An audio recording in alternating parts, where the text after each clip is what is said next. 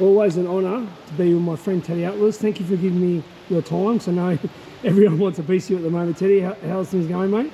Good, thank you. So we had a bit of a briefly chat last night, but I really wanted to get into the fight, I think, of the year, Canelo versus Terence Crawford. Looks like it's locked in for September. Please tell me what's your opinion on that fight and the ways that both guys can win that bout. I thought we were going to do this in 5 minutes. How the hell are we going to do this in 5 minutes if I'm going to answer all that? But six and a half. All right, I'll do whatever for you. I appreciate I know, that you're a nice person. So, listen, I think it's an intriguing fight. I think there's been a lot of intriguing fights happening with Turkey Al-Sheikh in the last year and a half. Fights that have both been, I think, wanted by the fans and needed by the sport. He's been helping the sport in that way, bringing us fights that, again, are intriguing, are competitive, are the fights that we weren't getting and that we need to get. And this is one that falls into that category. Look, it goes back to the question in the history of the sport, one of the old time-honored questions. Who wins, the real good big man or the real good little man? And it asks all those questions that come with that. And that's one of the reasons why it is such an interesting fight. You can look at it two ways. You can look at it as the obvious advantage of the bigger man who's very experienced, who's been a world champion a long time, Canelo, tremendous fighter. You can look at him and, say, oh, with all his experience, his skill sets, his resume of fighters that he's fought, champions, everything, that with his size, he's gonna have the advantage. He's bigger, he's stronger, he's dangerous, all those things. And then for me, I can look at the other side of the ledger, and I look at the smaller man and say, wait a minute, he's faster, he's craftier, he's experienced too. He's been a champion too. He can wind up where the other guy could be too strong and too powerful. He could be too fast, too slick. And he's also shown that he carries power fairly well, moving up. I know with the Matrimorph fight that a lot of people would say, no, Teddy, he didn't carry his power to the 154-pound class. Now he's going up even another one to 168. How are you going to reconcile that? Again, he wasn't really able to catch Matrimorph, who was much better than people gave credit for, having only 10 fights with his amateur background. They didn't understand how crafty he was. He wasn't able to catch him real clean. But again, it's not going to come down to power. If the smaller man's to win this fight, he's going to negate the power of the bigger man. And he's going to find a way to make his skill sets the ones that are the most important in this fight, that dominate this fight. Speed, again, craftiness, the ability,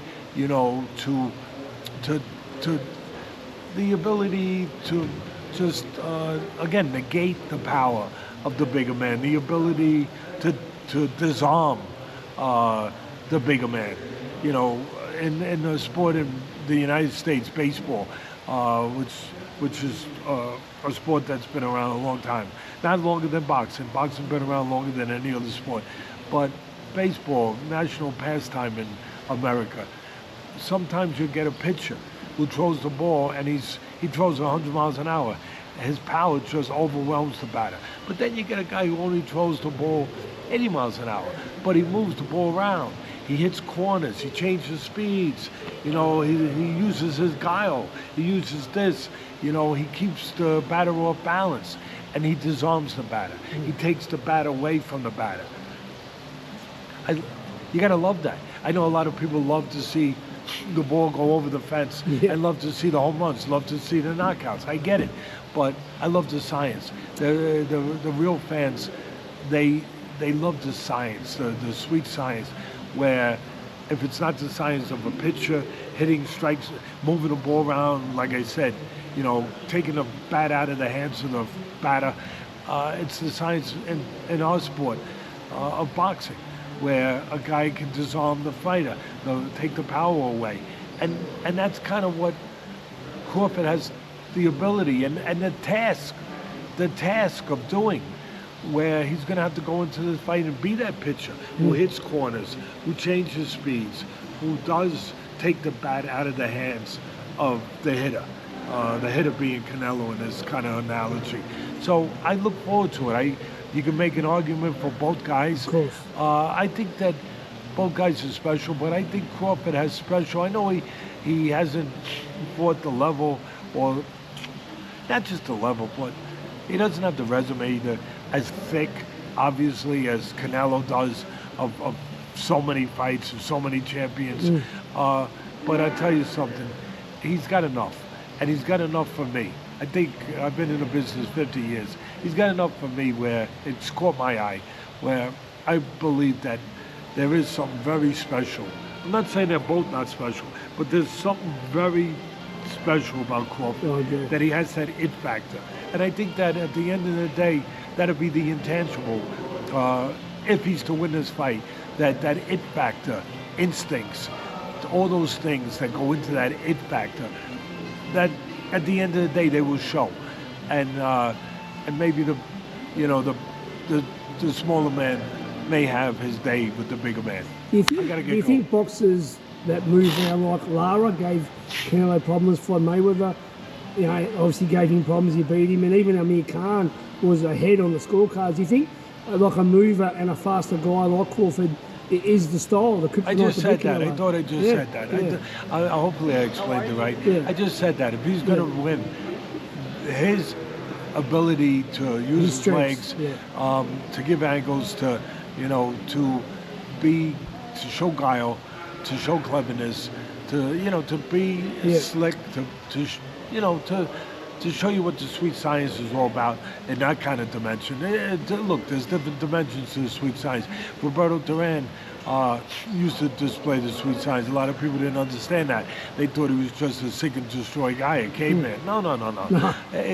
He was a guy that, he was a counterpuncher, but he was aggressive. He forced you to punch, he made you miss, and he counted. But he did it in an aggressive fashion. So a lot of people that don't know the sport couldn't appreciate that level of what he was doing, the expertise of what he was doing. They couldn't appreciate it. But that was a display of the sweet science in itself. So Canelo understands the sweet science. He counterpunches.